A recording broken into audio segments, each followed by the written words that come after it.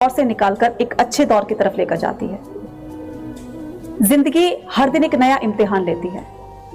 कई बार हालात हमारे खिलाफ होते हैं, कुछ लोग हमारे जिंदगी में हमें छोड़कर चले जाते हैं, लेकिन यकीन मानो आत्मविश्वास वहीं से पैदा होता है जहां से हमें कोई उम्मीद नहीं होती।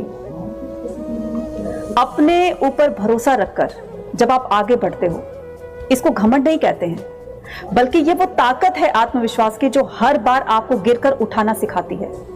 जब आप कभी मायूस हो जाते हो, दुखी हो जाते हो, तो आपके अंदर से एक आवाज आती है, तू कर सकता है और तू करेगा, बस आगे बढ़ता रहे, रुकना नहीं है। यही आवाज आपको सुननी है। याद रखना, हर एक ठोकर आपको सबक सिखाती है और हर एक आंसू हमारे अंदर एक नई चमक लेकर आती है। इसलिए डरना नहीं है, अपनी मेहनत के साथ, आत्मविश्वास के साथ आगे बढ़ते रहिए।